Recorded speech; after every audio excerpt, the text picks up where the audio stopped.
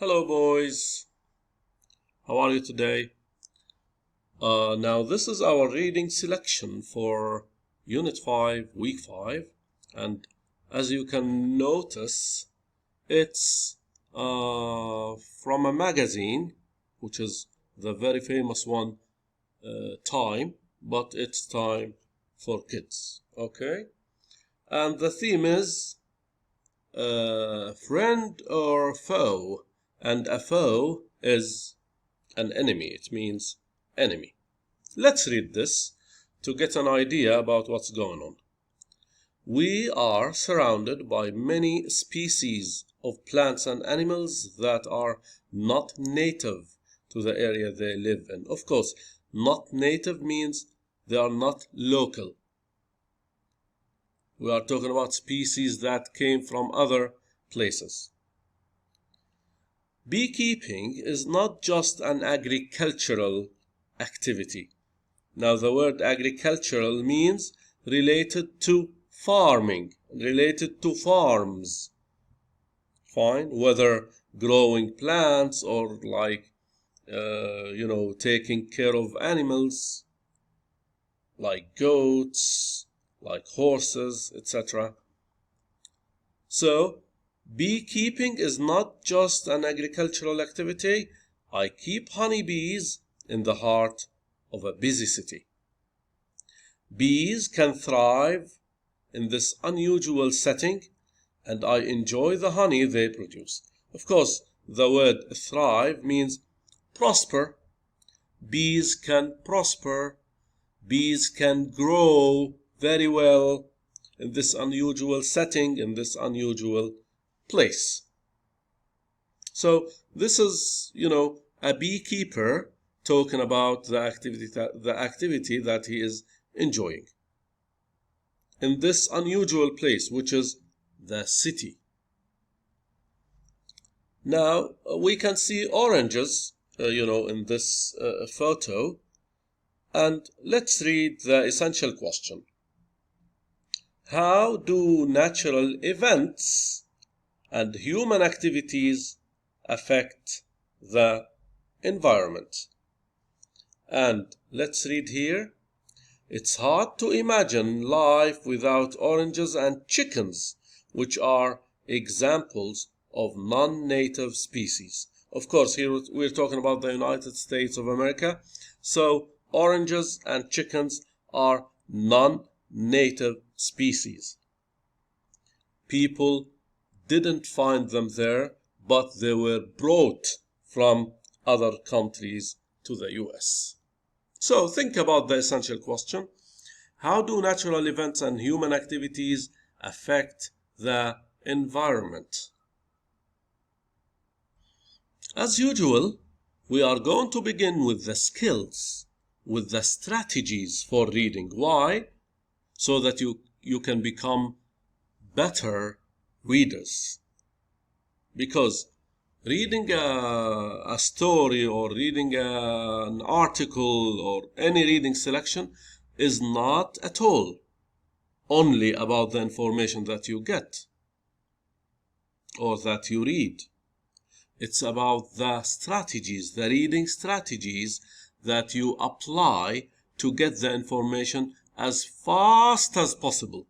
Because as I told you before, in these videos, I'm preparing you for international exams when you become big, like IELTS and TOEFL. So, the first strategy that we're going to discuss is ask and answer questions. And as I told you before, whenever you feel uncomfortable about a reading selection that you're reading, you feel that you did not understand what's going on, you did not understand a point, you stop, you ask yourself a question about the passage, and you try to get the answer while you are reading.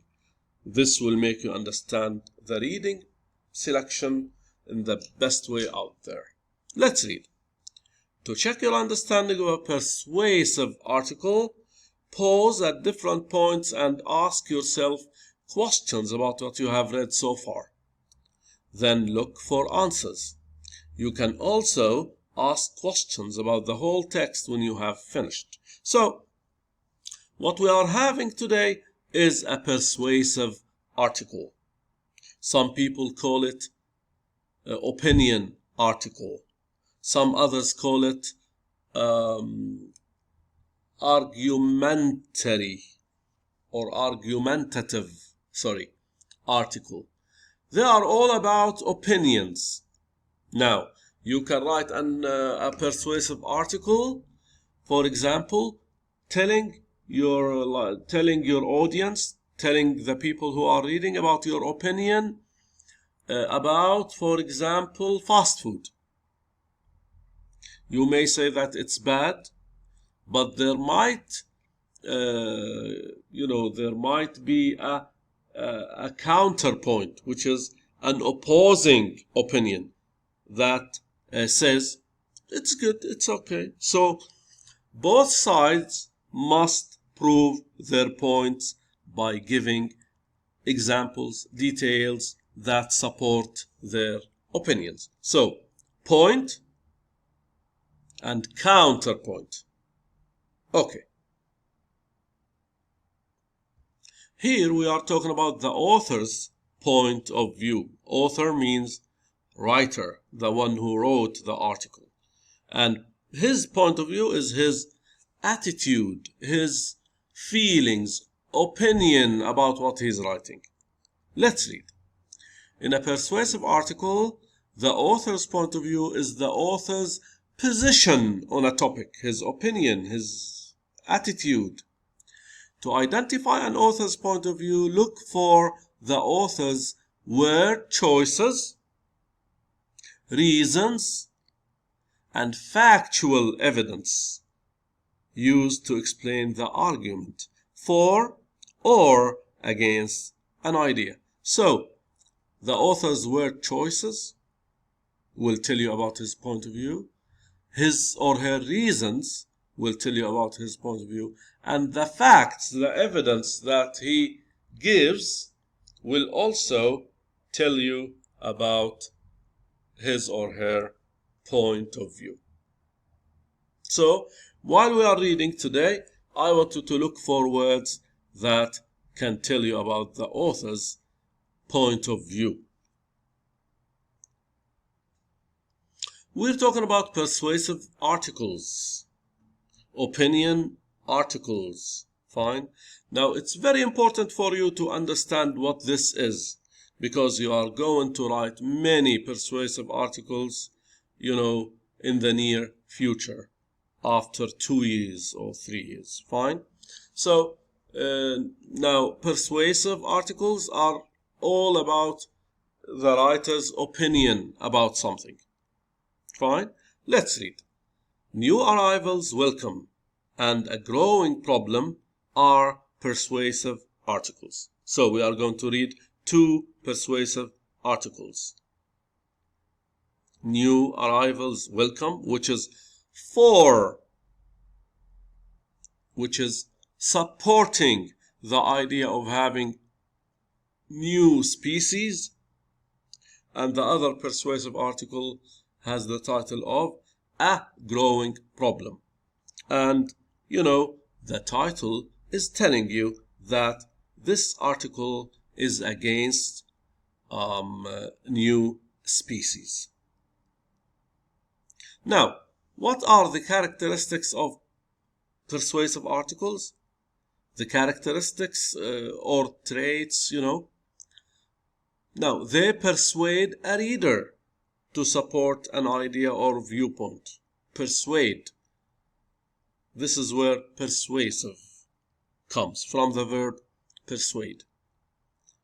The second, trait or characteristic include facts and evidence that support opinions. Of course, when you have an opinion, you support it with facts.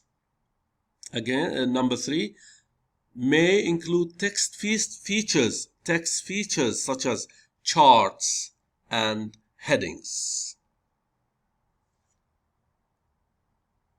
When it comes to the vocabulary strategy, we are going to talk about root words, This is very important for you to become better readers, and this is why I'm assigning these days exercises about root words on IXL. Let's read.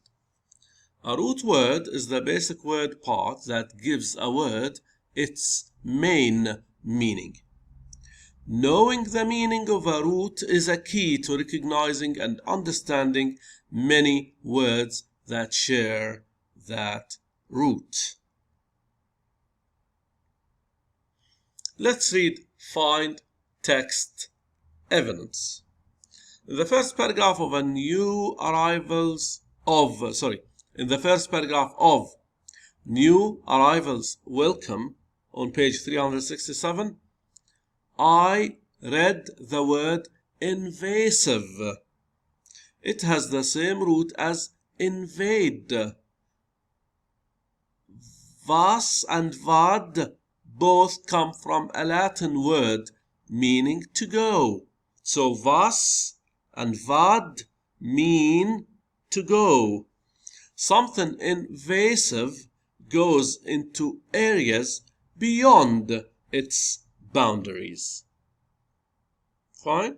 So when you know the meaning of the roots, the Latin roots vas, vad, like when you know that they mean to go, it will be easier for you to figure out meanings of words that have such roots.